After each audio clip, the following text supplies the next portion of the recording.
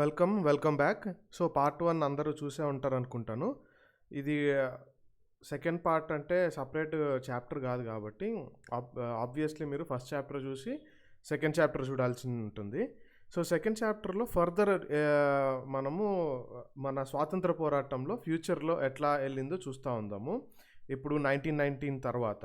So అప్పటిదాకా 1905లో Bengal partition జరిగింది. 1907లో extremist moderates మధ్యలో డిఫరెన్సెస్ వచ్చి విడిపోయారు. ఆ తర్వాత మళ్ళీ కలిశారు. అదే టైంలో మనకి గాంధీ గారు ఇండియాకి రావడము, ఆయన చేపట్టినటువంటి పోరాట పనులు ఏ విధంగా ఉన్నాయో చూస్తూ ఉన్నాము. తర్వాత రౌలాట్ సత్యాగ్రహం జరిగింది. సో ఆ తర్వాత పరిస్థితులు ఎట్లా ఉంటాయో ఇప్పుడు చూద్దాము. సో ఈ Khilafat agitation and non cooperation movement అంటే ఏంటో చూద్దాము. సో ఈ ఖిలాఫత్ యాజిటేషన్లో అసలు ఈ రెండు ఎందుకు కలిసాయి, ఈ రెండు ఒకే విధంగా ఒకేసారి ఎందుకు స్టార్ట్ అయినాయి అనేది మనం ఫస్ట్ అర్థం చేసుకుందాం. సో ఈ ఖిలాఫత్ ఇష్యూ ఏంటి అని అంటే 1920లో బ్రిటిషర్స్ ఏంటంటే టర్కిష్ సుల్తాన్ ఉండేవాడు అనమాట. టర్కిష్ సుల్తాన్ని వీళ్ళు ఖలీఫా అని కూడా అంటారనమాట. సో ఈ అంటే బేసిక్గా ఈయనకి కొన్ని రిలీజియస్ రైట్స్ ఉన్నాయి, రిలీజియస్ అథారిటీ కూడా ఉందన్నమాట ఖలీఫాకి. సో ఈ విధంగా ఉన్న టైంలో బ్రిటిషర్స్ ఆ ప్రదేశాలు, ఆ ప్రాంతాలు రూల్ చేసేటప్పుడు ఒక కఠినమైనటువంటి ఒక ఒప్పందాన్ని ఫోర్స్ఫుల్గా ఇంపోజ్ చేశారు వాళ్ళ మీద. సో దాన్ని బట్టి ఏంటంటే ముస్లిమ్స్ మరి ముఖ్యంగా అక్కడ ఇంపోజ్ చేసినా కానీ ఇండియాలో ఉన్న ముస్లిమ్స్, వేరే వేరే ప్రదేశాల్లో ఉన్న ముస్లిమ్స్ కూడా చాలా హర్ట్ అయ్యారు, చాలా ఇబ్బంది ఫీల్ అయ్యారు అనమాట. అది కరెక్ట్ కాదు కదా అనుకున్నారు. సో వాళ్ళు పట్టుకొని కూర్చుంది ఏంటంటే ఈ ఖలీఫా ఎవరైతే ఉంటాడో ఖలీఫాకి ఖచ్చితంగా ఈ ముస్లిం సేక్రెడ్ ప్లేసెస్ ఉంటాయి కదా, పవిత్ర ప్రదేశాలు, ఈ ఒట్టోమన్ ఎంపైర్ అంటే టర్కీ, ఇప్పుడున్న టర్కీ, దాని చుట్టుపక్కల పరిసర ప్రాంతాలని కలిపి ఆటోమన్ ఎంపైర్ ఉండేదన్నమాట. సో ఈ ఆటోమన్ ఎంపైర్లో ఉన్నటువంటి ఈ ముస్లిం సేక్రెడ్ ప్లేసెస్ ఏవి ఉంటాయో వాటి మీద కంట్రోల్ ఖలీఫాకే ఉండాలి అనేది పట్టుకొని కూర్చున్నారు ముస్లిమ్స్ అందరూ. అలా ఉండకూడదు అనే ఒక స్ట్రీట్ని తీసుకొచ్చారు కాబట్టి దానికి వ్యతిరేకంగా ముస్లిమ్స్ అందరూ కూడా వాళ్ళ ఒపీనియన్ని వ్యక్తపరిచారు. అదే టైంలో జలియన్ వాలాబాగ్ మ్యాసకర్ జరిగింది. మ్యాసకర్ అంటే ఊచకోత. సో హింస కూడా అనుకోండి, ఊచకోత హింస ఏదో. జలియన్ వాలాబాగ్ హింస జరిగింది కాబట్టి అదే టైంలో ఇవి ఉండేటప్పటికి ఈ ఖిలాఫత్ యాజిటేషన్ లీడర్స్ ఎవరైతే ఉంటారో, ఖిలాఫత్ యాజిటేషన్ అంటే ఖలీఫా అక్కడ సంబంధించినోడే కానీ ఖిలాఫత్ యాజిటేషన్ మాత్రం దాన్ని ఈ మూమెంట్, ఆ తిరుగుబాటు కానీ ఉద్యమం ఏదైతే ఉందో అది ఇండియాలో కూడా చేపట్టారనమాట. దాని లీడర్స్ ఎవరైతే ఉంటారో మొహమ్మద్ అలీ, షౌకత్ అలీ అని, వీళ్ళు wish to initiate a full fledged non cooperation movement. So ఈ పర్టికులర్ ఇష్యూ కూడా వచ్చింది కాబట్టి దాన్ని కలిపి ఒక ఫుల్ ఫ్లెజ్డ్ పూర్తిగా ఒక నాన్ కోఆపరేషన్ మూవ్మెంట్ని ఇనిషియేట్ చేయాలి అని అనుకున్నారు. సో దానికోసము గాంధీజీ కూడా వాళ్ళు ఇచ్చిన పిలుపుకి సపోర్ట్ చేశాడనమాట. సో ఇదే టైంలో ఏం చెప్పాడు గాంధీజీ కాంగ్రెస్ వాళ్ళకి, to campaign against Punjab wrongs. ఎట్లాగో ఖిలాఫత్కి అగెయిన్స్ట్గా ఖిలాఫత్ విషయంలో, ఖలీఫా విషయంలో వాళ్ళు తీసుకున్న దానికి అగెయిన్స్ట్గా ఒక నాన్ కోఆపరేషన్ మూవ్మెంట్కి పిలుపునిచ్చారు ఎవరు, ఆ లీడర్స్. అదే టైంలో కాంగ్రెస్కి ఏమని చెప్పాడు, పంజాబ్ రాంగ్స్ అంటే బేసికలీ జలియన్ వాలాబాగ్లో జరిగిన హింస ఉంది కదా, దానికి వ్యతిరేకంగా కూడా ఒక ఉద్యమం చేపట్టాలి.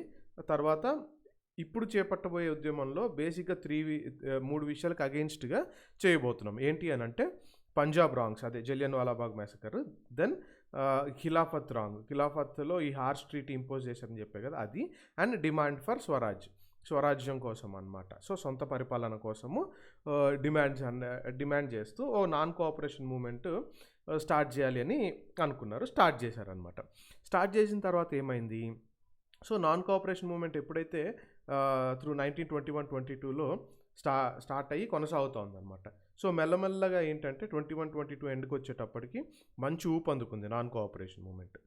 సో ఏ విధంగా ఈ పర్టికులర్ మూవ్మెంట్కి సపోర్ట్ వచ్చింది అని అంటే చాలామంది వేలాది మంది స్టూడెంట్స్ అప్పటికే స్కూల్ కాలేజెస్ వచ్చినాయని మనం చదువుకుంటాం ఉన్నాం కదా. బ్రిటిషర్స్ స్కూల్స్ కాలేజెస్ ఎస్టాబ్లిష్ చేసి టీచింగ్ చేస్తూ ఉన్నారు, ఇవన్నీ చూసాం మనము. సో థౌజండ్స్ ఆఫ్ స్టూడెంట్స్ ఏం చేశారంటే they left government control schools and college.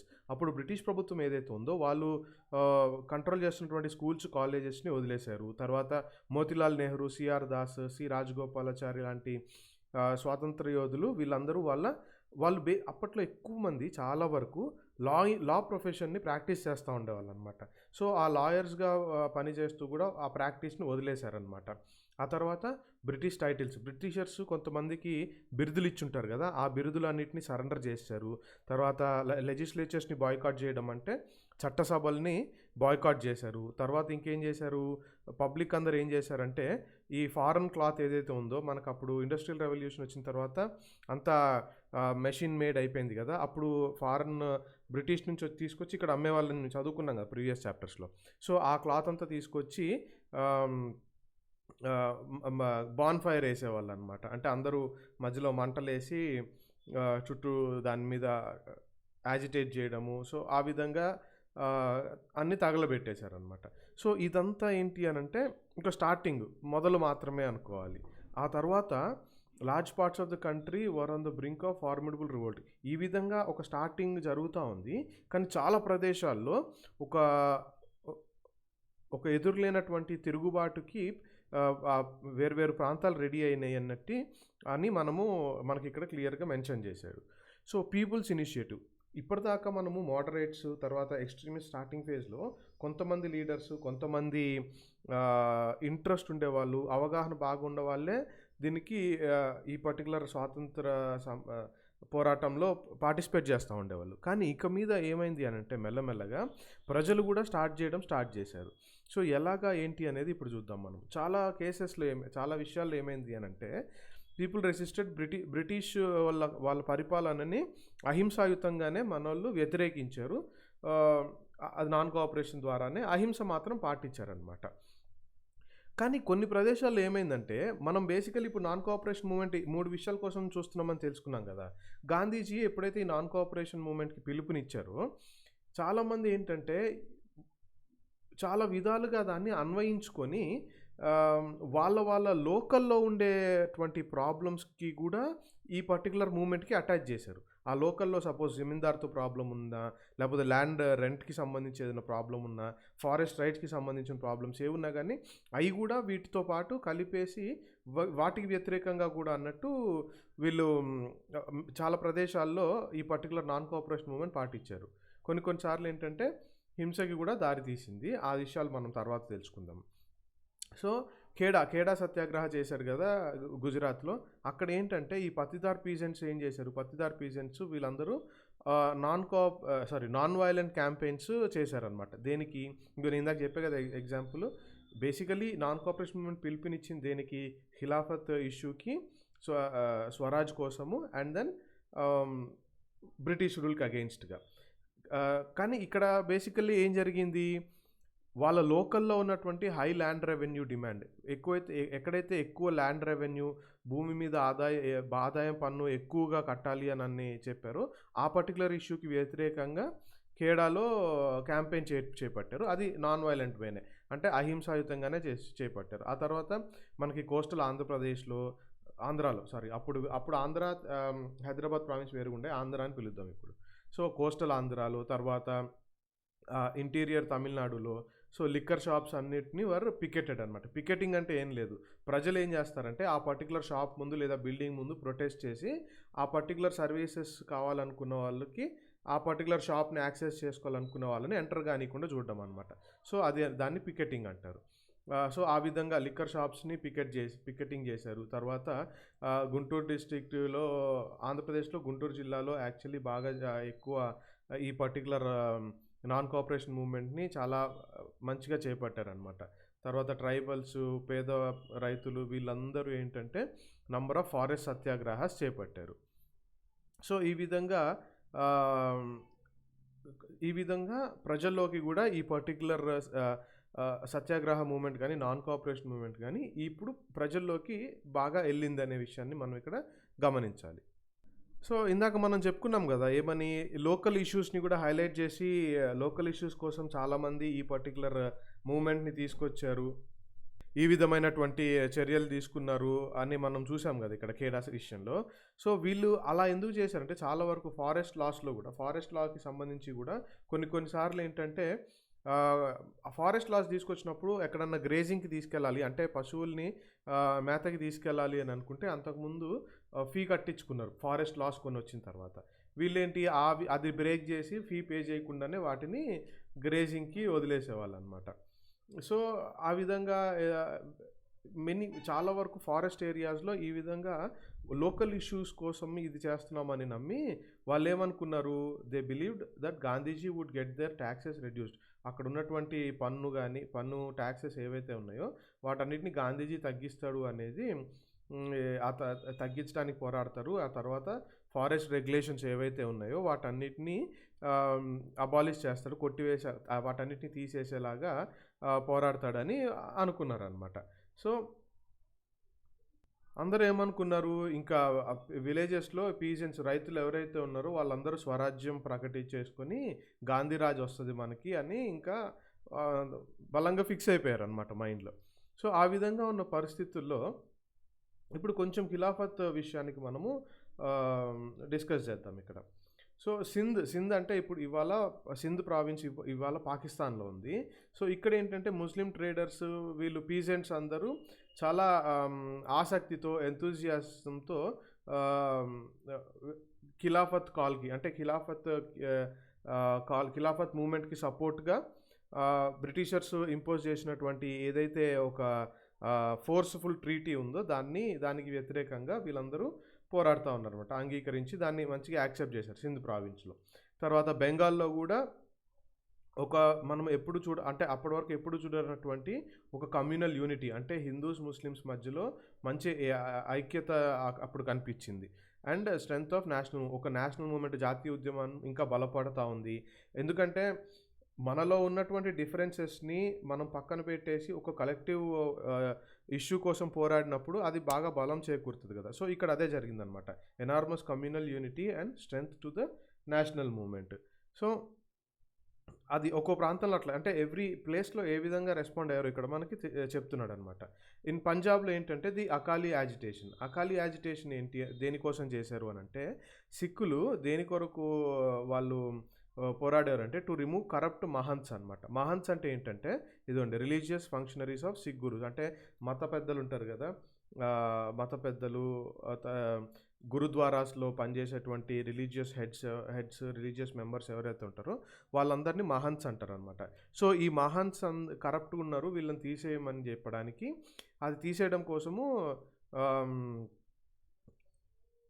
వీళ్ళు చాలామంది సిక్కులు పోరాడుతూ ఉన్నారు. సో ఈ మహాన్స్కి బేసికలీ ఏంటంటే బ్రిటిషర్స్ యొక్క సపోర్ట్ ఉండేదన్నమాట. అందుకని చెప్పి బేసికల్లీ బ్రిటిషర్స్ యొక్క సపోర్ట్ ఉంది కదా, అందుకనే బ్రిటిషర్స్కి కూడా వ్యతిరేకమైంది ఈ పర్టికులర్ ఇష్యూ. ఆ తర్వాత ఇంకా కొంచెము అంటే ప్రతి ఒక్క ప్లేస్లో వాళ్ళ ప్రాబ్లమ్స్కి అసోసియేట్ చేసుకుంటున్నారు అన్న విషయాన్ని ఇక్కడ మీరు గమనించాలన్నమాట. ఈ పర్టికులర్ సిక్కులు అకాలీస్ ఎవరైతే యాజిటేషన్ చేశారో వీళ్ళందరూ కూడా ఐడెంటిఫైడ్ విత్ నాన్ కోఆపరేషన్ మూమెంట్తో పాటు ఇది కూడా అన్నట్టు వాళ్ళు ఐడెంటిఫై గుర్తించుకున్నారు వాళ్ళు. ఆ తర్వాత అస్సాంలో టీ గార్డెన్ లేబరర్స్ ఉంటారు కదా, వాళ్ళ ఇష్యూస్ అనమాట. వాళ్ళేంటి గాంధీ మహారాజ్కి జై అని పలకడము, తర్వాత వాళ్ళకు వచ్చే ఆదాయం ఉంటుంది కదా రోజువారీ కూలి, దీని యొక్క ఇంక్రీజ్ అంటే దాన్ని పెంచడం కోసము పోరాడము, ఇట్లాగా వీటన్నిటినీ ఈ నాన్ కోఆపరేషన్ మూమెంట్తో పాటు కలిపేసి పోరాడుతూ ఉన్నారు. సో ఇక్కడ ఇల్లీగల్ ఎవిక్షన్ అంటే మీరు చూడండి మీనింగ్. ఇల్లీగల్ ఎవిక్షన్ అంటే ఇప్పుడు ఒక పొలాన్ని ఒక వ్యక్తి రెంట్కి తీసుకున్నాడు అనుకోండి, ఆ రెంట్ తీసుకున్న వ్యక్తిని ఆయన అక్కడ సాగు చేసుకునేటప్పుడు ఎప్పుడన్నా పన్ను కట్టలేదని డబ్బులు పే చేయలేదని వాళ్ళని ఫోర్స్ఫుల్గా చట్టానికి వ్యతిరేకంగా అక్కడ నుంచి వెలివేయడం అనమాట ఇల్లీగల్ ఎవిక్షన్ అంటే. సో ఇప్పుడు మనము చూద్దాం ఇక్కడ ఏంటి అని అంటే ద పీపుల్స్ మహాత్మా. ఇక్కడ మహాత్మా అని ఎందుకు అన్నారు గాంధీజీని అనేది మనకి ఇక్కడ చూద్దాం. ఎందుకంటే ఆయన ఇచ్చిన పిలుపు, ఆయన చేపట్టినటువంటి విధానాలు జనాల్లోకి చాలా బాగా ఎళ్ళినాయి. జనాలు అర్థం చేసుకొని ఆహ్, ఇది కరెక్ట్ అని ఫీల్ అయ్యారనమాట. అంటే కొంతవరకు ప్రెషర్ తీసుకొస్తున్నాడు కాబట్టి ఆహ్, బ్రిటిషర్స్ మీద. సో, ఈయన ఒక సేవియర్ లాగా కనిపిస్తా ఉన్నాడు. ఆహ్, ఎందుకు అనంటే ఈ ప్రజల యొక్క అటువంటి దీనస్థితిని, తర్వాత దారిద్ర్యం నుంచి వీళ్ళందరినీ బయట పెడతాడు. బయటకి ఈ పరిస్థితుల నుంచి బయటకి తీసుకొస్తాడు అని నమ్మేవాళ్ళనమాట. సో, గాంధీజీ ఆయన ఏమి భావించాడంటే ఎప్పుడు గూడా ఒక క్లాస్ యూనిటీ మనందరి మధ్యలో ఒకే ఒక పర్టిక్యులర్ కాజ్ కొరకు ఐక్యత ఉండాలి అనే విషయాన్ని ఆయన ఎప్పుడూ కోరుకుంటా ఉన్నాడు. అంతేగాని మనలో మనము వేరియస్ విషయాల్లో కాస్ట్ పరంగా గాని, రిలీజియన్ పరంగా గాని అనేక విషయాల్లో కాన్‌ఫ్లిక్ట్స్, సంఘర్షణలు క్రియేట్ అవ్వకుండా అందరూ కలిసి ఒక కాజ్ కోసం పోరాడాలి అని ఆయన ఎప్పుడూ కోరుకున్నాడనమాట. ఇందాక చెప్పా గదా! సో, గాంధీజీ ఎందుకు పీపుల్స్ మహాత్మా అయ్యాడు అనంటే, రైతులేమనుకున్నారు, ఈ జమీందారులకు వ్యతిరేకంగా వీళ్ళు చేసే పోరాటంలో హెల్ప్ చేస్తాడని. తర్వాత అగ్రికల్చరల్ లేబరర్స్ వీళ్ళు కౌలుకిస్తారు గదా! వీళ్ళేమనుకున్నారు, బిలీవ్డ్ దట్ వాళ్ళకి భూమి అంటే వాళ్ళకి ల్యాండ్ ఇస్తాడు సాగు చేసుకోవడానికి అని వాళ్ళందరూ నమ్మారనమాట. సో, ఈ పర్టిక్యులర్ మూవ్‌మెంట్ ఆ విధంగా చాలా ప్రాముఖ్యత సంపాదించుకుంది. చాలా బలంగా గూడా ప్రజలు దాంట్లో పార్టిసిపేట్ చేశారు. గాంధీ గారిని ఎంత అభిమానించారు, ఆయన ఎంత గొప్పవాడు అనుకున్నారంటే, కొన్ని సార్లు వాళ్ళ సొంతగా గెలుచుకున్నవి వాళ్ళ సొంత అచీవ్‌మెంట్స్‌కి గూడా గాంధీజీ గారినే పొగిడేవాళ్ళనమాట. సో, ఎక్కడ అనంటే యునైటెడ్ ప్రావిన్స్‌లో ఇప్పుడున్న ఉత్తరప్రదేశ్‌లో ఒక ఒక కొన్ని ప్రదేశాల్లో ఇల్లీగల్ ఎవిక్షన్‌ని ఆపగలిగారు. సో, అలాంటి టైంలో గూడా అది గాంధీజీ గారు వల్ల గెలిసాము అనేది వాళ్ళు భావించారనమాట. ఇంకొన్ని సందర్భాల్లో ఏమైందంటే కొన్ని చోట్ల ట్రైబల్స్, పీజెంట్స్ వీళ్ళు కొన్ని యాక్షన్స్ చేపట్టారు.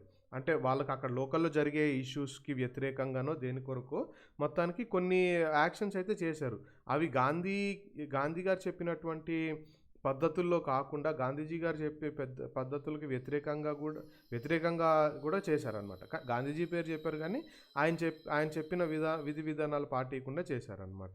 సో, ఆ విధంగా గాంధీ గారి యొక్క ప్రాముఖ్యత ఎంత పెరిగింది మనకి మన స్వాతంత్ర పోరాటంలో చూడాలి. మరి ముఖ్యంగా 1919 తర్వాత నాన్ కోఆపరేషన్ మూవ్‌మెంటే గానీ, తర్వాత క్విట్ ఇండియా మూవ్‌మెంట్ 1942లో అవి గూడా చూస్తాం మనము.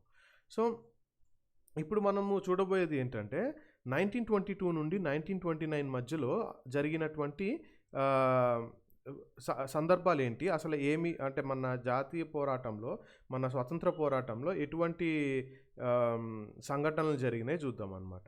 మహాత్మా గాంధీ ఏంటి? ఆయన ఎప్పుడూ హింసకి వ్యతిరేకంగానే మనం పోరాడాలి అని భావించే వ్యక్తి. So, he is against violent movements అనమాట. కాపోతే నాన్ కోఆపరేషన్ మూవ్‌మెంట్ 1922 ఫిబ్రవరిలో అర్ధాంతరంగా ఆపేయాల్సొచ్చింది. ఎందుకు అనంటే ఈ కొంతమంది క్రౌడ్ పీసెంట్స్ ఎవరైతే ఉన్నారో వాళ్ళు చౌరా చౌరీ అనే ఒక ప్లేస్‌లో ఉన్నటువంటి ఈ పోలీస్ స్టేషన్‌ని తగలబెట్టేశారనమాట. అందులో అలా తగలబెట్టడం వల్ల 22 మంది పోలీసులు చనిపోయారు. సో, వీళ్ళు పీసెంట్స్ ఏం చెప్తారంటే పోలీసులు వాళ్ళని రెచ్చగొట్టారు. పీస్‌ఫుల్‌గా డెమాన్‌స్ట్రేట్ చేస్తా ఉంటే రెచ్చగొట్టారు అని అంటారు. కానీ గాంధీజీ గారు నమ్మిందేంటి? ఏం జరిగినా, వాళ్ళు ఏం చేసినా గానీ మనము అహింసతోనే మనము గెలవాలి. హింసకి వ్యతిరేకంగా మన పోరాటం ఉండాలి.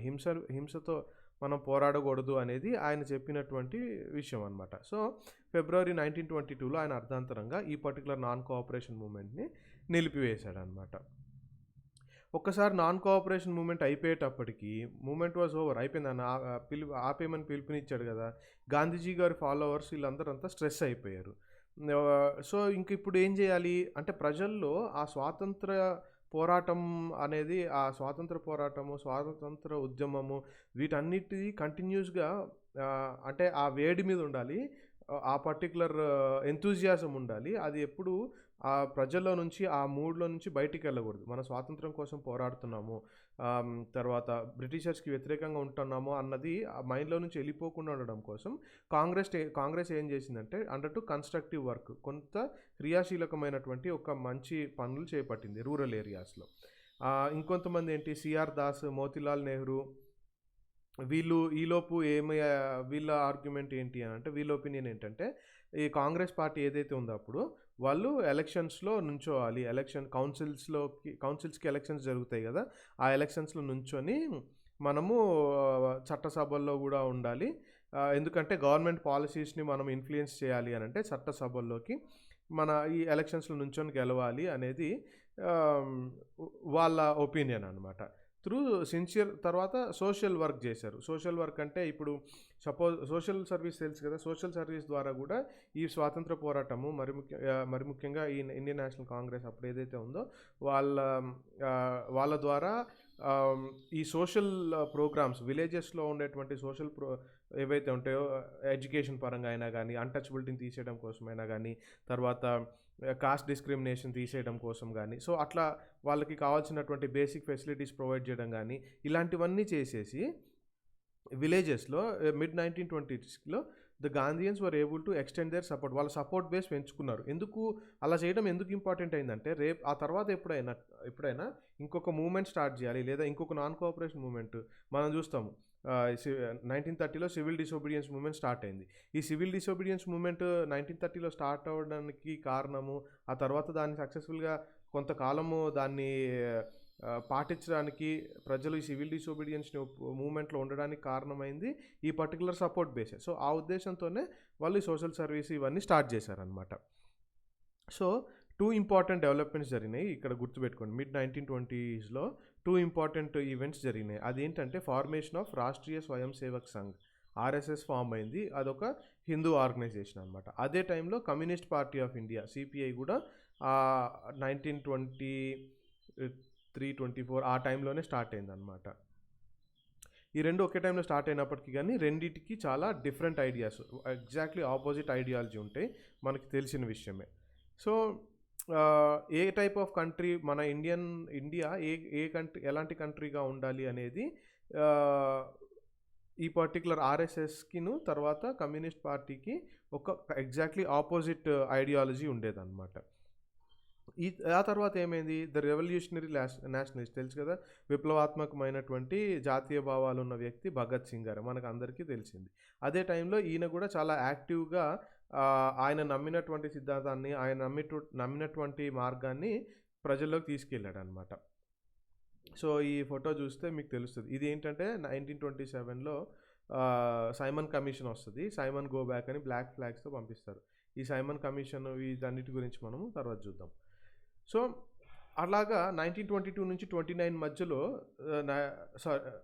ఆ మధ్యలో ఎక్కువ ఏంటంటే కన్స్ట్రక్టివ్ వర్క్, సోషల్ సర్వీస్, విలేజెస్లో సోషల్ సర్వీస్ చేసి ఒక కన్స్ట్రక్టివ్ వర్క్ చేసి గ్రౌండ్ బేస్ని తర్వాత సపోర్ట్ బేస్ని పెంచుకున్నారనమాట. ఆ తర్వాత ఏమైంది, ఈ డికేడ్ ఇంకా 1920 నుంచి 29 అయిపోయే టైంలో ఏంటంటే అప్పటిదాకా మనకి స్వరాజ్ అనే దాని గురించి మనల్ని పోరాడారు. కానీ ఆ తర్వాత 1929లో ఏంటంటే పూర్ణ స్వరాజ్, కంప్లీట్ ఇండిపెండెన్స్ కోసం ఇంకా మన తదుపరి పోరాటము ఎప్పుడు పూర్ణ స్వరాజ్ అంటే కంప్లీట్ ఇండిపెండెన్స్ కోసం కంప్లీట్ ఇండిపెండెన్స్ కోసము మనం చేస్తాము అని చెప్పి 1929లో జవహర్లాల్ నెహ్రూ గారి నాయకత్వంలో ఈ పర్టికులర్ డెసిషన్ తీసుకొని ఇంకా కాన్సిక్వెంట్గా అప్పుడు మనము పూర్ణ స్వరాజ్ కోసం ఫైట్ చేస్తున్నామని తెలియజేయాలి కాబట్టి 26 జనవరి 1930 రోజున కంట్రీ అంతా ఇండిపెండెన్స్ డే సెలబ్రేట్ చేయాలి అనేది వాళ్ళు డిసైడ్ చేశారనమాట. సో ఇప్పుడు మీకు అర్థమై ఉంటుంది, మనకి 26 నవంబర్లో మనకి కాన్స్టిట్యూషన్ వచ్చేసినా కానీ 1950 జనవరి 26న మనము రిపబ్లిక్ డే ఎందుకు సెలబ్రేట్ చేసుకుంటున్నామో ఇప్పుడు దీన్ని బట్టి మీకు అర్థమైపోయి ఉంటుంది అనమాట. సో ఇంకా ఇది చదివితే మీకు అర్థమైపోద్ది. ఇంకులాబ్ జిందాబాద్ అనే పిలుపునిచ్చాడు భగత్ సింగ్ గారు. ఆయన చేపట్టినటువంటి కార్యక్రమాలు, ఆయన నమ్మిన సిద్ధాంతాన్ని ఆయన ప్రజల్లోకి ఎట్లా తీసుకెళ్ళాడు ఏంటి అనేది చూద్దాము. హిందుస్థాన్ సోషలిస్ట్ రిపబ్లికన్ అసోసియేషన్ని స్టార్ట్ చేసి తర్వాత వీళ్ళందరి సపోర్ట్, రాజ్గురు, తర్వాత వీళ్ళందరి సపోర్ట్ ఎలా తీసుకున్నారు, లాలా లజపతి రాయ్ ఈ పర్టికులర్ కాజ్ కోసం ఎట్లాగా చనిపోయాడు ఏంటి అనేది మీరు చదవండి, చాలా ఇంపార్టెంట్. ఈ పర్టికులర్ ఈవెంట్ చాలా important. It's only a time line, మీకు చదివితే అర్థమైపోద్ది అనమాట. సో ఆ విధంగా 1930 జనవరిలో మనోళ్ళు పూర్ణ స్వరాజ్ కోసం పిలుపునిచ్చారు. సో, ఇప్పుడు ఆ పూర్ణ స్వరాజ్ కోసం జరుగుతున్నటువంటి పోరాటం ఏదైతే ఉందో, అది సస్టైన్ అవ్వాలి. అంటే అది ప్రజల్లో అలా ఉండాలి. ఆ పర్టిక్యులర్ పూర్ణ స్వరాజ్ కోసం చేసే పోరాటం ప్రజలలో ప్రతి ఒక్కరికి తెలియాలి. అంటే దానికి తగ్గట్టు ఏదోటి మనం చేపట్టాలి. సో, అందుకని Purna Swaraj would never come to its own, never come on its own. దాని సొంతగా మనకి కంప్లీట్ ఇండిపెండెన్స్ రాదు. మనం దానికోసం పోరాడాలి అన్న విషయాన్ని మనకి ఇక్కడ అర్థమవుతుంది. గాంధీ గారు కూడా అదే పిలుపునిచ్చారు.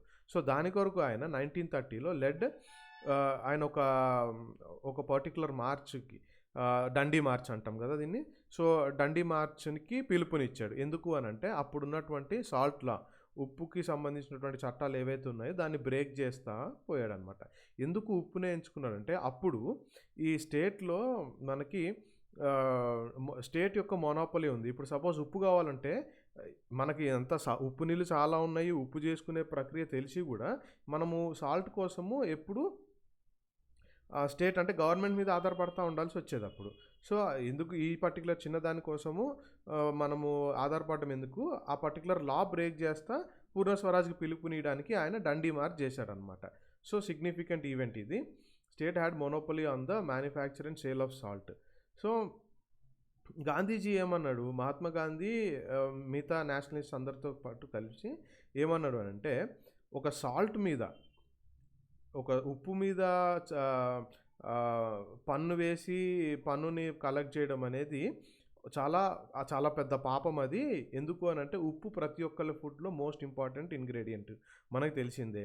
ఈ ఎసెన్షియల్ గుడ్ మీద ట్యాక్స్ చేయడము చాలా పెద్ద పాపం అని ఆయన చెప్పి ఈ పర్టికులర్ డండీ మార్చ్ చేసి వెళ్ళి ఉప్పు లాస్ ఏవైతే ఉంటాయో వాటిని బ్రేక్ చేశాడు అనమాట. సో ఇది చేయడం వల్ల ప్రతి ఒక్కళ్ళకి ఉన్నటువంటి గ్రీవెన్స్, బాధ ఏంటి అని అంటే ఫ్రీడమ్ లేదు. సో, మనకి జనరల్గా మనకి ఫ్రీడమ్ కావాలి అని అంటే మనకున్నటువంటి బేసిక్ నీడ్ని మనము పొందుకోగలగాలి అనేది ఇక్కడ ఆయన తెలియజేసినటువంటి విషయం అనమాట. సో, తెలిసిందే కదా, 240 మైల్స్ ఆయన మార్చ్ చేసి ఎక్కడి నుంచి, సబర్మతి నుంచి కోస్టల్ టౌన్ ఆఫ్ డండీ వరకు ఆయన మార్చ్ చేసి broke the government law by gathering natural salt అనమాట. సీ వాటర్ని బాయిల్ చేసి సాల్ట్ని ప్రొడ్యూస్ చేశాడు. సో, ఇది అనమాట సన్నివేశం. చూడండి. నెక్స్ట్ ఆ తర్వాత మనం చూసినప్పుడు ఏమవుద్దంటే ఉమెన్ ఇన్ ఫ్రీడమ్ స్ట్రగుల్. మనకి చాలా మోస్ట్ ఇంపార్టెంట్ పార్ట్. చాలామంది ఉమెన్ నేషనల్ మూమెంట్లో వాళ్ళ వంతు ప్రయత్నం వాళ్ళు చేస్తూనే ఉన్నారు. కొంతమంది అయితే అండర్ గ్రౌండ్ రేడియోస్ కండక్ట్ చేశారు. కొంతమంది ఎప్పుడైనా ఇన్ఫర్మేషన్ పాస్ చేయాలంటే తీసుకెళ్తూ ఉండేవాళ్ళు. వాళ్ళు చేయాల్సిన కన్స్ట్రక్టివ్ వర్క్ చాలా వరకు వాళ్ళు చేశారు, పార్టిసిపేట్ చేశారు కూడా. మనందరికీ సరోజినీ నాయుడు గారి పేరు సుపరిచితమే, తెలిసిన విషయమే కదా. ఆవిడ ఎంత కష్టం. ఇక చూడండి, ఈ ఫోటోలో చూస్తే మీకు అర్థమవుతుంది. సరోజినీ నాయుడు విత్ మహాత్మా గాంధీ, ప్యారిస్లో 1931లో. సో, ఆమె ఎంత ఎంతూజియాస్టిక్గా స్వాతంత్ర పోరాటంలో పాల్గొన్నారో మనకి అర్థమవుతుంది. సో, ఈ పర్టికులర్ దీంట్లో ఏంటి అని అంటే పీజెంట్స్, ట్రైబల్స్, అంటే ఈ డండీ మార్చ్ కానీ మనకి ఎప్పుడైతే 1930లో పూర్ణ స్వరాజ్ కాల్ ఇచ్చారో ఆ పర్టికులర్ మూమెంట్ని చాలామంది పీజెంట్స్ దాన్ని యాక్సెప్ట్ చేశారు. ట్రైబల్స్, ఉమెన్ వీళ్ళందరూ యాక్సెప్ట్ చేసి పార్టిసిపేట్ చేశారు అనమాట. తర్వాత బిజినెస్ ఫెడరేషన్స్ ఏం చేసినాయి, ఈ సాల్ట్ ఇష్యూ మీద పాంప్లెట్స్ ఇష్యూ చేసి ప్రజలలో అవేర్నెస్, అవగాహన తీసుకొచ్చినాయి అనమాట. ఆబ్వియస్లీ ఇంత జరుగుతూ ఉంటే గవర్నమెంట్ ఏం చేస్తుంది, తొక్కేయాలని ట్రై చేస్తుంది. అదే చేసింది, తొక్కేయాలని ట్రై చేసింది అనమాట. ఏ విధంగా, బ్రూటల్ యాక్షన్ అగేన్స్ట్, అంటే ఫోర్స్ యూజ్ చేసి అణచివేయాలని వాళ్ళు పీస్ఫుల్గా యాజిటేట్ చేస్తున్నారు. శాంతియుతంగా చేపట్టినటువంటి సత్యాగ్రహం ఏదైతే ఉందో, పీస్ఫుల్గా ఉన్నటువంటి సత్యాగ్రహీస్ని చాలా బ్రూటల్ యాక్షన్, ఫోర్స్ఫుల్గా తీసుకెళ్ళిపోయి చాలామందిని జైలుకి పంపించారనమాట. సో, ఇదే టైంలో ఏంటి అని అంటే the combined struggle of Indian people bore fruit. So, ఈ పర్టికులర్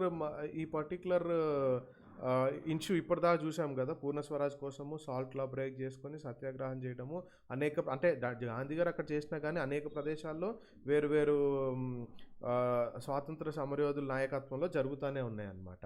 సో, ఈ పర్టికులర్ ఇష్యూ చాలా మనకి ఫలభరితంగా ఉందన్నమాట. సో, అట్లా ఉండి మనకు బ్రిటిషర్స్ ఇచ్చినటువంటి వాళ్ళకి వెళ్ళిన మెసేజ్ వాళ్ళు ఏం చేశారు అని అంటే ఇదంతా యాక్సెప్ట్ చేసుకుంటా government of India act 1935 pass చేసింది. ఈ గవర్నమెంట్ ఆఫ్ ఇండియా యాక్ట్ 1935 పాలిటీలో చాలా ఇంపార్టెంట్ అనమాట ఆ పర్టికులర్ది. అది నేను మళ్ళీ ప్లస్ కోర్స్లో ఉన్నటువంటి 11th standard polity text book ఆ constitution at work text book deal చేసినప్పుడు డీల్ చేశాం. సో ఇందులో మనకి మెయిన్ వచ్చింది ఏంటంటే ప్రిస్క్రైబ్డ్ ప్రావిన్షియల్ అటానమీ. అంటే ఇవాళ మనం స్టేట్స్ అని పిలుచుకుంటున్నాం కదా, ప్రావిన్సెస్ అన్న స్టేట్స్ అన్న ఒకటే. అంతవరకు ప్రావిన్సెస్ అంటే అప్పుడున్నటువంటి స్టేట్స్ బ్రిటిష్ రాజ్యం పరిపాలిస్తున్నా కానీ అప్పుడు స్టేట్స్కి సపరేట్గా స్వయం ప్రాతిపత్తి లేదనమాట. సో ఈ పర్టికులర్ చట్టం ద్వారా మనకి ఈ స్టేట్స్ ఏవైతే ఉన్నాయో అప్పుడే మెడ్రాస్ స్టేట్ ఉంది, యునైటెడ్ ప్రావిన్స్ ఉండేది, నార్త్ ఈస్ట్ ఫ్రంటియర్ ప్రావిన్స్ ఉండేది, తర్వాత బెంగాల్ ఉండేది. సో ఇట్లా ప్రావిన్సెస్ ఉండేవి అనమాట. వీటన్నిటిలో కూడా స్వయం ప్రాతిపత్తి ఇస్తూ ఈ చట్టాన్ని పాస్ చేశారనమాట. And the government announced elections to provincial legislature. So ఇప్పుడు ప్రావిన్సెస్ అంటే స్టేట్స్ కదా, ఈ పర్టికులర్ ప్రావిన్సెస్లో ఎలక్షన్స్ కండక్ట్ చేయాలి 1937లో అన్న విషయాన్ని వాళ్ళు ఒప్పుకున్నారనమాట. సో ఈ ఎలక్షన్స్ ఏమైందంటే కాంగ్రెస్ పోటీ చేశారు, ఎలక్షన్స్లో పోటీ చేసి గవర్నమెంట్లో ఉండాలని ఫిక్స్ అయ్యారనమాట. సో పోటీ చేసినప్పుడు ఏమైందంటే Congress formed governments in 7 out of 11 provinces. 11 provinces ఉన్నాయి, అందుట్లో 7 ప్రావిన్సెస్లో కాంగ్రెస్ గవర్నమెంట్ ఫామ్ చేసింది. సో అప్పుడే దీన్ని బట్టి మీకు ఏమర్థమవుతుంది, చట్టసభల్లో మనోళ్ళు బ్రిటిష్ ప్రభుత్వం అయినా కానీ అందులో మన నాయకులు అందులో పార్టిసిపేట్ చేసి ఎలక్షన్స్లో ఉండడము, పోటీ చేయడం వల్ల మనలో చాలా వరకు ఇన్ఫ్లుయెన్స్ చేయగలిగారు. And at the same time ఇంత సపోర్ట్ ఉందని కూడా తెలుసుకోగలిగారు అనమాట. 7 out of 11 ప్రావిన్సెస్ గెలుచుకోవడం అంటే చిన్న విషయం కాదు కదా, బ్రిటిషర్స్ పరిపాలిస్తున్న టైంలో, వాళ్ళ చట్టాలు మన మీద ఇంపోజ్ చేస్తున్న టైంలో. సో ఆ విషయాన్ని మీరు చాలా కొంతవరకు క్రిటికల్గా ఉండొచ్చు, కొంచెం విమర్శించవచ్చు, కానీ కొంతవరకు పాజిటివ్స్ కూడా చూడాలి. ఎందుకు అనంటే ఒకసారి యూపీఎస్సీలో ఏమని క్వశ్చన్ అడిగాడంటే వైట్ మ్యాన్స్ బర్డన్ అనే క్వశ్చన్ అడిగాడు. అంటే ఎంతసేపు మనం బ్రిటిషర్స్ రూల్ని మనము విమర్శిస్తూనే వచ్చాము, కానీ అందులో ఒక పాజిటివ్ అందులో ఉన్నటువంటి కొన్ని పాజిటివ్ ఎలిమెంట్స్ని కూడా ఐడెంటిఫై చేయాలి అన్నది వాళ్ళ ఉద్దేశం అనమాట. సో ఆ ఉద్దేశంలో చెప్తున్నాను నేను మీకు. సో సెప్టెంబర్ 1939 అంటే 1937లో ఎలక్షన్స్ జరిగి ఎన్నుకున్నారు. 1939లో after 2 years of Congress rule in the provinces second world war broke out. తెలిసిందే కదా, సెకండ్ వరల్డ్ వార్ 1939లో స్టార్ట్ అయింది. సో ఆ తర్వాత ఏం జరిగింది అని అంటే సెకండ్ వరల్డ్ వార్ ఎందుకు స్టార్ట్ అయిందో అందరికీ తెలుసు. ఒక వ్యక్తి, చాలా అందరికీ తెలిసినటువంటి వ్యక్తి ఎంత పెద్ద హింసకి దారి తీశాడో తెలిసిందే, అది హిట్లర్ అనమాట, అడాల్ఫ్ హిట్లర్. సో ఈ అడాల్ఫ్ హిట్లర్కి అంటే ఇప్పుడు అడాల్ఫ్ హిట్లర్కి సెకండ్ వరల్డ్ వార్ బ్రేక్ అయినప్పుడు బ్రిటిషర్స్ కూడా పార్టిసిపేట్ చేస్తుంది, బ్రిటన్ కూడా పార్టిసిపేట్ చేస్తుంది. ఇప్పుడు మన బ్రిటన్ని మనం సపోర్ట్ చేయాలా లేదా అనేది మన నాయకులు, ఇక్కడ ఉన్నటువంటి నాయకుల యొక్క వాళ్ళ ఐడియాకి అంటే వాళ్ళ విచక్షణకు వదిలేస్తున్నాం. అయినప్పటికీ కూడా అప్పుడు హిట్లర్ చేసినటువంటి అంటే హిట్లర్ చేసేటువంటి దారుణాలకి వ్యతిరేకంగా మనం పోరాడాలి అని అంటే Congress leaders were ready to support the British war effort. ఎందుకు అని అంటే హిట్లర్ అంతకంటే ఘోరంగా చేస్తున్నాడు అక్కడ, గుడ్డి కంటే మెల్ల మేలు టైప్లో. బ్రిటిషర్స్ యొక్క పరిపాలన సరే మనకి చాలా హానికరంగా ఉంది, దరిద్రంగా చేశారు, ఓకే, కానీ హిట్లర్ వరల్డ్ వార్ క్రియేట్ చేసి మరింత నష్టాన్ని తీసుకొస్తున్నాడు కదా. హిట్లర్ని అంతం చేయాలి లేదా హిట్లర్ని దించేయాలి అంటే మన వాళ్ళు కాంగ్రెస్ వాళ్ళు బ్రిటిష్ వార్ ఎఫర్ట్స్ కూడా సపోర్ట్ చేయాల్సి వచ్చింది, చేద్దామని ఒప్పుకున్నారు. అది వన్ ఆఫ్ ద రీజన్స్. ఇంకా రీజన్స్ చాలా ఉన్నాయి. ఏంటి అని అంటే మేము బ్రిటిషర్స్కి ఏం చెప్పారు మన వాళ్ళు, మేము మీకు ఈ వరల్డ్ వార్ ఎఫర్ట్స్లో మేము మీకు సపోర్ట్ చేస్తాం, కానీ ఏ కండిషన్ పెట్టారు, India be granted independence after the war అయిపోయిన తర్వాత ఇండియాకి ఇండిపెండెన్స్ ఇవ్వాలి, ఇండియాకి స్వతంత్రాన్ని ఇచ్చేయాలి అనేది ఒక కండిషన్ పెట్టారనమాట. సో బ్రిటిషర్స్ ఏం చేశారు, refuse to consider the demand. ఇంకా అది మన బ్రిటిషర్స్ ఒప్పుకోవాలా, ఈ పర్టికులర్ డిమాండ్కి ఒప్పుకోలేదన్నమాట. కాంగ్రెస్ వాళ్ళు ఏం చేశారు, they resigned in protest. So ఈ పర్టికులర్ విషయాన్ని, ఈ పర్టికులర్ రెఫ్యూజల్ని నిరసిస్తూ మన వాళ్ళు కాంగ్రెస్ వాళ్ళు రిజైన్ చేశారనమాట ఇన్ ప్రొటెస్ట్. సో ఇది చదవండి, ఇది చదివినా కూడా మీకు చాలా ఇన్ఫర్మేషన్ తెలుస్తుంది. సో చెప్పే కదా ప్రావిన్షియల్ అటానమీ అంటే స్వయం ప్రాతిపత్తి, ఇండిపెండెంట్ రీజియన్స్కి స్వయం ప్రాతిపత్తి, సొంతగా డెసిషన్స్ తీసుకునే ఇదన్నమాట. సో ఇక్కడ చూస్తే మీకు అర్థమైపోతుంది. మనకి సుభాష్ చంద్రబోస్ గారు తెలిసిందే కదా, క్విట్ ఇండియా మూవ్మెంట్ ఇది ఆగస్ట్ 1942లో తర్వాత క్విట్ ఇండియా మూవ్మెంట్ స్టార్ట్ అయింది. ఎందుకు అని అంటే 1939లో మనోళ్ళు వార్ ఎఫర్ట్స్ని సపోర్ట్ చేస్తే ఇండిపెండెన్స్ ఇవ్వాలి అన్నారు కదా, అది ఇవ్వలేదు అన్న వెంటనే కాంగ్రెస్ వాళ్ళు ఉన్న పోస్టులు నుంచి రిజైన్ చేసేసి వచ్చేసారు. కానీ ఆ విషయాన్ని ప్రజలకు తెలియజేయాలి కదా, అక్కడ నుంచి మళ్ళీ మనం ఒక ఉద్యమం స్టార్ట్ చేయాలి. ఆ విధంగా పుట్టుకొచ్చిందే ఇది క్విట్ ఇండియా మూవ్మెంట్ 1942లో. సో ఈ క్విట్ ఇండియా మూవ్మెంట్ అప్పుడు జరిగినటువంటి విషయాలు మనం ఇప్పుడు కొంచెం క్లోజ్గా అబ్జర్వ్ చేద్దాము. ఇక్కడ ఏంటంటే ఇప్పటిదాకా మనము 1930లో ఏం పోరాడుతూ ఉన్నాము, పూర్ణ స్వరాజ్ కోసం పోరాడుతూ ఉండి ఒక పర్టికులర్ మూవ్మెంట్ని సస్టైన్ చేసి జనాల్లోకి వెళ్ళి కన్స్ట్రక్టివ్ వర్క్ తీసుకొచ్చి సపోర్ట్ బేస్ క్రియేట్ చేసుకున్నాము. సో 1939లో చట్టసభల్లోకి వెళ్ళి ఇన్ఫ్లుయెన్స్ చేసి తీసుకొద్దాం అనుకున్నాము. అదే టైంలో వరల్డ్ వార్ జరిగింది. మనం మన డిమాండ్ పెట్టాం, వాళ్ళు ఒప్పుకోలేదు, ప్రొటెస్ట్ చేసాము. సో ఇప్పుడు కొత్త ఫేజ్ అంటే ఒక కొత్త అధ్యాయము ని స్టార్ట్ చేయాలి మన పోరాటంలో అని గాంధీ గారు డిసైడ్ అయ్యి బ్రిటిషర్స్కి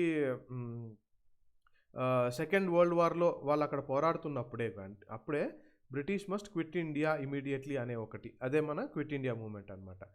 సో క్విట్ ఇండియా మూవ్మెంట్కి అక్కడ నాంది పలికారు అనమాట. వెంటనే వీళ్ళు క్విట్ అయిపోవాలి, ఇండియా నుంచి వదిలి వెళ్ళిపోవాలి అనమాట. అప్పుడు ఇచ్చిన స్లోగన్ ఏంటి అని అంటే డూ ఆర్ డై, అంటే మనము మన స్వాతంత్రం కోసము బ్రిటిషర్స్ మీద పోరాటం చేస్తూనే మనము మన స్వాతంత్రాన్ని పొందుకోవాలి లేదా చనిపోవాలి. కానీ but you must fight non violently, పోరాటం చేయాలి, పోరాటంలో మనం కావాల్సింది సంపాదించుకోవాలి లేదా చనిపోవడానికి కూడా సిద్ధపడాలి, కానీ అది అహింసాయుతంగానే ఉండాలి అనేది గాంధీ గారి ఆయన ప్రిన్సిపల్ అనమాట. ఆయన ఇచ్చిన పిలుపు కూడా అట్లాంటిదే.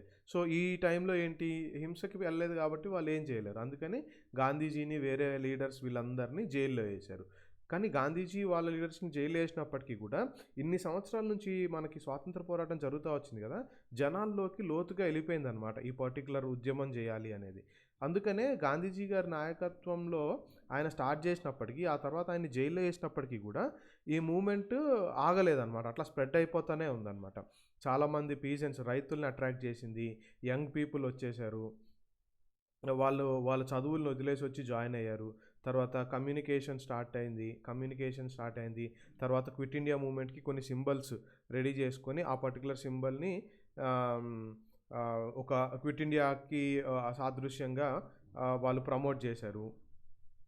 తర్వాత స్టేట్ అథారిటీని అటాక్ చేశారు. People setup their own government, అంటే అటాక్ చేయడం అంటే ఫిజికల్ అటాక్ చేయడం కాదు, వాళ్ళని ధిక్కరించేసి వాళ్ళు చెప్పినట్టు ఫాలో అవ్వకుండా ఎవరికి వాళ్ళ ఊర్లలో వాళ్ళు సొంత ప్రభుత్వాలు కంటిన్యూ చేశారనమాట.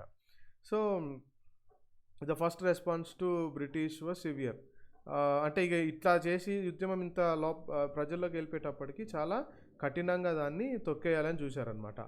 కాల్ చేయడము, ఫైరింగ్ చేసేయడము, తర్వాత అరెస్టులు చేయడము, ఇవన్నీ చూస్తే మీకు అర్థమవుతుంది. తర్వాత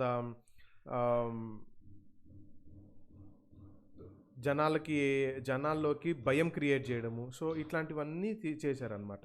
కానీ ఇవన్నీ చేసినప్పటికీ మనోళ్ళు ఎక్కడ తగ్గకపోయేటప్పటికీ ఈ పర్టికులర్ తిరుగుబాటు ఏదైతే ఉందో, ఇది బ్రిటిష్ రాజ్ ఏదైతే ఉందో, బ్రిటిషర్స్ పరిపాలనని వాళ్ళ మోకాళ్ళ మీద నుంచోబెట్టగలిగామన్నమాట.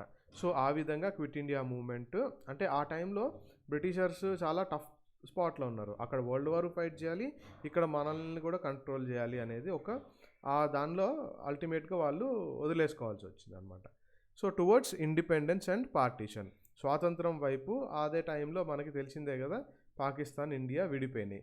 ఈ విభజన ఎంత హింసాత్మకంగా ఉంది, ఆ టైంలో జరిగినటువంటి హింస నాకు తెలిసి ఎవరికి అంత వర్స్ సిచ్యువేషన్ రాకూడదు. ఎందుకంటే రిలీజియస్ బేసిస్ మీద పాకిస్తాన్ ముస్లిమ్స్కి సపరేట్ కంట్రీ ఉండాలని పాకిస్తాన్ వాళ్ళు అది పొందుకొని వెళ్ళిపోయారు. అటు ఇటు మూవ్ అయ్యే టైంలో చాలా వరకు అనేక మంది చనిపోయారు అనమాట. కమ్యూనల్ వైలెన్స్లో కూడా చాలా వర్స్ సిచ్యువేషన్ అనమాట అది. దాని గురించి కొంచెం తెలుసుకుందాం మనం ఇప్పుడు. సో మనకి ఇండిపెండెన్స్ పార్టీషన్లో మధ్యలో చాలా హింసాత్మకమైన విషయాలు జరిగినాయి, దానికి మనం బాధించాల్సిన విషయమే. అదే టైంలో మనకి స్వాతంత్రం కూడా వచ్చింది. సో రెండు మిక్స్డ్ ఫీలింగ్స్ అనమాట. సో దానికి వెళ్ళే ముందు మీరు ఇక్కడ కొంచెము సుభాష్ బోస్ గారి గురించి చదువుతూ ఉండండి. ఇక్కడ మీకు తెలుస్తుంది ఆయన స్టార్ట్ చేసింది ఏంటి, Azad Hind Fauj, Indian national army, ఇంకా ఎట్లా ఏంటి అనేది తెలుస్తుంది కొంచెం. సో ఇక్కడ మనం గమనించాల్సింది ఏంటి అంటే 1940లో ముస్లిం లీగ్ వాళ్ళు ఒక పక్క 1939లో కాంగ్రెస్ వాళ్ళు అక్కడ రిజైన్ చేసి క్విట్ ఇండియా మూవ్మెంట్కి వెళ్తున్న టైంలో 1940లో ఈ ముస్లిం లీగ్ వాళ్ళు ఏం చేశారు అని అంటే దే మూవ్డ్ అ రెజల్యూషన్. వాళ్ళు ఒక రెజల్యూషన్ మూవ్ చేశారు వాళ్ళ లీగ్లో. ఏంటి? డిమాండింగ్ ఇండిపెండెంట్ స్టేట్స్, స్వతంత్ర రాజ్యాలు. ఎవరికి? For Muslims in north west అనమాట. సో ఇవాళ ఉన్న పాకిస్తాన్ అప్పట్లో నార్త్ వెస్ట్ ఫ్రాంటియర్ ప్రావిన్స్ కింద ఉండేదన్నమాట. సో ఆ నార్త్ వెస్ట్, ఆ తర్వాత ఈస్టర్న్ ఏరియాస్ అంటే ఇప్పుడున్న బంగ్లాదేశ్. సో నార్త్ వెస్ట్ ఇప్పుడున్న ఈస్టర్న్ ఏరియాస్లో ముస్లిమ్స్కి సపరేట్ ఇండిపెండెంట్ స్టేట్స్ కావాలని గుర్తుపెట్టుకోండి.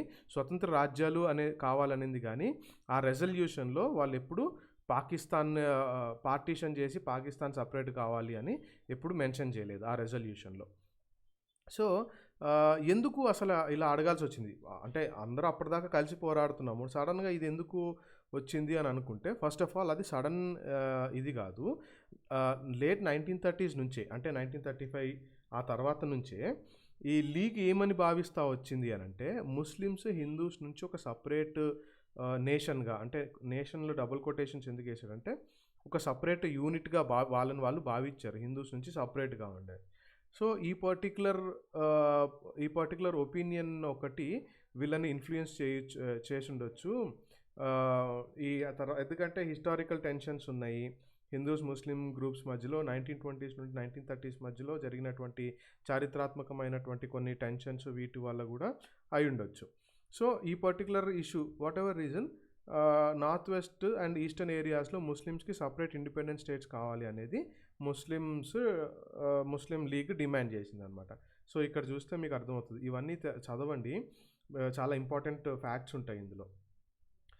గాంధీజీ తర్వాత మౌలానా ఆజాద్ కాంగ్రెస్ వర్కింగ్ కమిటీలో ఉండి అంటే వాళ్ళు అప్పుడు వ్యవహరించినటువంటి విధానాలు ఈజీగా అర్థమవుతాయి. వీళ్ళు ఇక్కడ ఏం చేశారంటే opposed to Jinnah's two nation theory. తర్వాత సి రాజగోపాలాచారి గారు, ఈయనని రాజాజీ అని కూడా పిలుస్తూ ఉంటారు. ఈయన ఏంటి అని అంటే ఇంటరిమ్ గవర్నమెంట్ ఒకటి ఉందిలేండి, కాన్స్టిట్యూంట్ అసెంబ్లీ ఫామ్ అయిన తర్వాత అది కంప్లీట్గా పాలిటీ టాపిక్.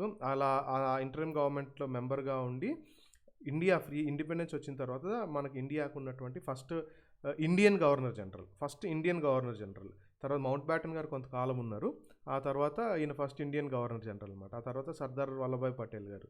ఈయన మనకి ఇండియాలో ఉన్న స్టేట్స్ ఇండియాలో కలిసిపోవడానికి, అంటే అప్పుడు స్వతంత్ర రాజ్యాలు ప్రిన్స్లీ స్టేట్స్గా ఉన్నాయి కదా, ఇండిపెండెంట్ రాజ్యాలుగా, అవన్నీ ఇండియాలో కలిసిపోవడానికి మెయిన్ కారణము మన సర్దార్ వల్లభాయ్ పటేల్ గారు అనమాట. అందుకని ఈయన స్టాచ్యూ గుజరాత్లో పెట్టారు పెద్దది. తర్వాత మొహమ్మద్ అలీ జిన్నా గాంధీ గారు. సో ఈయన లేటర్ ఆన్ ఈయన పాకిస్తాన్ యొక్క పాకిస్తాన్ ఫామ్ అవ్వడానికి అధికారికంగా ఒక ప్రాతినిధ్యం వహించినటువంటి వ్యక్తి మొహమ్మద్ అలీ జిన్నా, మనకు తెలిసిందే. సో తర్వాత నెహ్రూ గారు, గాంధీ గారు, వీళ్ళు అంటే ఈ ఫోటోగ్రాఫ్స్ ఈ పర్టికులర్ ఇష్యూ జరిగితే ఎప్పుడెప్పుడు ఏమేమి డెసిషన్స్ తీసుకున్నారు, వాళ్ళు వ్యవహరించిన విధానాలు ఏంటో అర్థమవుతూ ఉంటాయి అన్నమాట. సో ఇప్పుడు ఈ పర్టికులర్ ఇష్యూకి ఏ విధంగా వెళ్ళాలి ఏంటి అనేది మనం చూస్తే 1937లో ప్రావిన్షియల్ ఎలక్షన్స్ జరిగినాయి. ఈ పర్టికులర్ ఎలక్షన్స్ జరిగినప్పుడు ఏంటంటే ఈ ముస్లిం లీగ్ వాళ్ళు అప్పటిదాకా మేబీ ఆ టెన్షన్స్ 1920 నుంచి 1930 మధ్యలో జరిగిన టెన్షన్స్ వీళ్ళని సపరేట్ ఎంటిటీగా వాళ్ళు చూసుకున్నారు అని మనం అనుకున్నప్పటికీ కూడా ఆ తర్వాత ఈ ఎలక్షన్స్ జరిగినప్పుడు ఈ ముస్లిం లీగ్ వాళ్ళు ఏంటంటే ముస్లిమ్స్ ఒక సపరేట్ మైనారిటీలో ఉన్నారు, ముస్లిమ్స్ సపరేట్ అని కాదు ఒక మైనారిటీలో ఉన్నారన్న విషయాన్ని వాళ్ళు గ్రహించారనమాట. సో ఎప్పుడైతే వీళ్ళు మైనారిటీగా ఉండాలి అని అనుకున్నారో వాళ్ళు ఏమి భావించారు, భయపడ్డారనమాట. ఏమని భయపడ్డారంటే వాళ్ళ పర్టికులర్ కమ్యూనిటీ ఏదైతే ఉందో వాళ్ళకి మైనారిటీలో ఉన్నారు కాబట్టి ఎక్కువ ప్రాతినిధ్యం రాదేమో, అన్రిప్రజెంటెడ్ ముస్లిమ్స్ మే ఈవెన్ గో అన్రిప్రజెంటెడ్ అని దే ఫియర్డ్ అనమాట, భయపడ్డారు. ముస్లిమ్స్కి అసలు రిప్రజెంటేషన్ ఉండదు, వాళ్ళ గ్రీవెన్సెస్ ఎవరు పట్టించుకోరు అనేది వాళ్ళు ఒక చిన్న భయాన్ని వ్యక్తం చేశారనమాట. ఈ కాంగ్రెస్ ఏం చేసింది, Congress's rejection for the League's desire to form a joint Congress League government in the united province in 1937 also angered the League. అంటే 1937లో జరిగినటువంటి ఇంకొక విషయం ఏంటంటే కాంగ్రెస్ ఏం చెప్పింది, కాంగ్రెస్ వాళ్ళు లీగ్ వాళ్ళకున్నటువంటి ఒక ఉద్దేశాన్ని వ్యక్తపరిచారు. ఏంటి జాయింట్ కాంగ్రెస్ లీగ్ అంటే ముస్లిం లీగ్, కాంగ్రెస్ కలిసి ఒక జాయింట్‌గా గవర్నమెంట్‌ని ఎస్టాబ్లిష్ చేయాలి యునైటెడ్ ప్రావిన్స్‌లో అనేది వాళ్ళు ముస్లిం లీగ్ వాళ్ళు ఎక్స్‌ప్రెస్ చేశారు. చెప్పాం కదా! 1937లో ఎలక్షన్స్ జరిగినాయి. కాంగ్రెస్ కొన్ని ప్లేసెస్ గెలిచింది. అందులో యునైటెడ్ ప్రావిన్స్‌లో గవర్నమెంట్ ఫార్మ్ చేయడానికి ముస్లిం లీగ్ వాళ్ళు ఒక ఉద్దేశాన్ని తీసుకొచ్చారు. అప్పుడు కాంగ్రెస్, ముస్లిం లీగ్ వీళ్ళు కలిసి కాంగ్రెస్ లీగ్ ఒక యునైటెడ్ ప్రావిన్స్‌లో గవర్నమెంట్‌గా ఫామ్ అవుతే బావుంటది అని వాళ్ళు భావించి చెప్పేటప్పటికి కాంగ్రెస్ అది రిజెక్ట్ చేసింది. సో, అది కూడా వాళ్ళకి కొంచెం కోపం తెప్పించింది అని అంటారనమాట. సో, అది కూడా ఒక కాజ్. 1947లో పార్టిషన్ కావాలని అడగడానికి. సో, అల్టిమేట్‌గా ఏమైంది? కాంగ్రెస్ కొంతవరకు ఫెయిల్ అయింది. ఏ విషయంలో ఫెయిల్ అయింది? ముస్లిం మాసెస్ అయితే ముస్లిమ్స్ ఎవరైతే ఉంటారో, ముస్లిం ప్రజలు, జనాలు ఎవరైతే ఉంటారో, ముస్లిం పబ్లిక్ వాళ్ళందరి యొక్క సపోర్ట్‌ని పొందుకోవడంలో ఫెయిల్ అయిందనమాట. 1930s ఫెయిల్ అవ్వడం ఏంటంటే ముస్లిం లీగ్ 1930స్లో సపరేట్గా ఒక సోషల్ సపోర్ట్ పొందుకుందనమాట. ఇది చూడండి, 1930s allowed that league to వైడన్ it's social support. వాళ్ళు ఆ రిలీజియన్ ముస్లిమ్స్ యొక్క సపోర్ట్ని వాళ్ళు పొందుకున్నారు. కాంగ్రెస్కి లేకుండా పోయిందనమాట. ఇంకొంచెం వాళ్ళకి ముస్లిం లీగ్కి సపోర్ట్ బేస్ ఎట్లా పెరిగింది అంటే 1939 తర్వాత 1942కి ముందు ఆ మధ్యలో ఉన్న టైంలో ప్రొటెస్ట్ అన్ని చేస్తూ ఉంటే కాంగ్రెస్ లీడర్స్ని జైలు వేశారని చెప్పాం కదా. వాళ్ళు జైల్లో ఉన్నప్పుడు కూడా వీళ్ళు కొంచెం బయట ఉండి వీళ్ళ సపోర్ట్ బేస్ని పెంచుకున్నారనమాట. సో, ఆ తర్వాత ఇంకా 1945లో వార్ ఎండ్ అయిపోయింది. ఇంకా బ్రిటిషర్స్ ఏం చేశారు? They open negotiations between Congress, the league and themselves. So, ఇక్కడ 3 పార్టీలు అనమాట. 1945లో వరల్డ్ వార్ అయిపోయింది. బ్రిటిషర్స్ యొక్క రిసోర్సెస్ అన్ని ఎగ్జాస్ట్ అయిపోయినాయి. ఇంకా వాళ్ళు కొంత ఇండియాకి ఇండిపెండెన్స్ ఇవ్వాలి అనుకున్నారు. కాకపోతే ఆ ఇండిపెండెన్స్ ఇచ్చే ప్రక్రియ ఏంటి, ఇండిపెండెన్స్ ఇచ్చే విధానాలు ఏంటి మాట్లాడుకుందాం రండి అని చెప్పి బ్రిటిషర్స్ కాంగ్రెస్ని పిలిచారు, ముస్లిం లీగ్ని పిలిచారు. వాళ్ళు కూడా ఈ పర్టికులర్ డిస్కషన్లో పార్టీ. సో, 3 పార్టీస్ ఉన్నాయన్నమాట ఇందులో.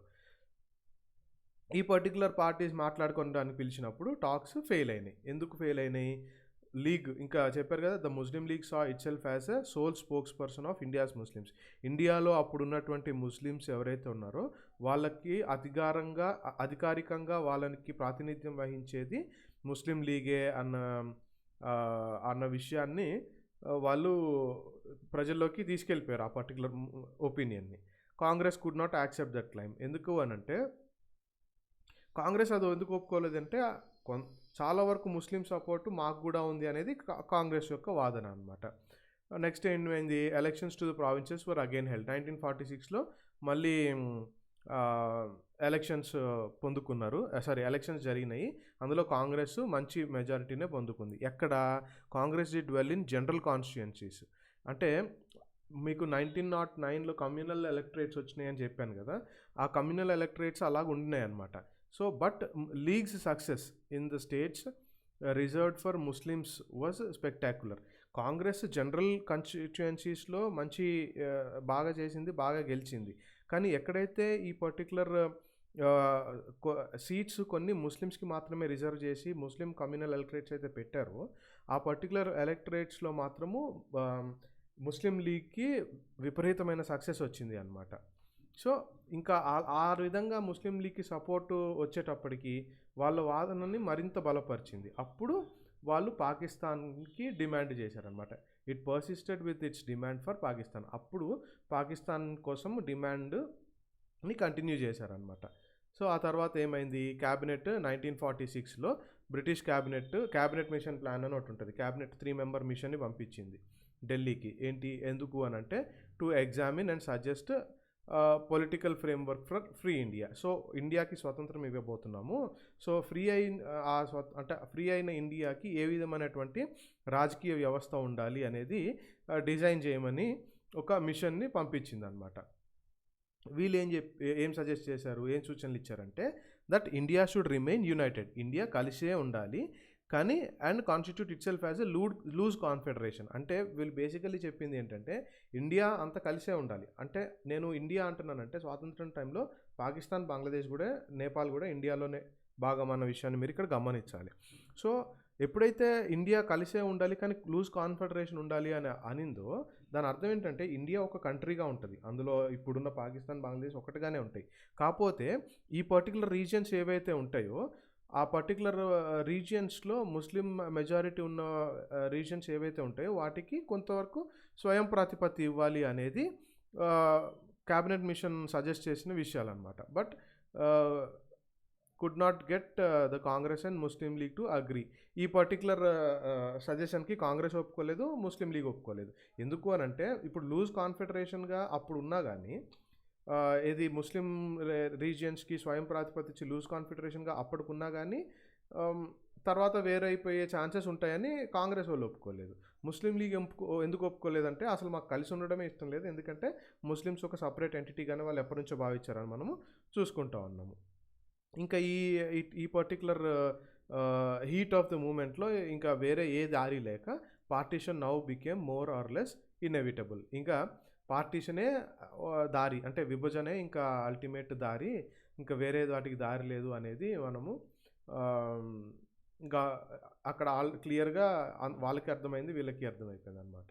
సో మీరు ఇక్కడ చూడండి, ఖాన్ అబ్దుల్ గఫర్ ఖాన్, ఈయనకి ఇంకొక బిరుదు పేరుంది, అదేంటో మీరు కామెంట్ సెక్షన్లో పెట్టండి.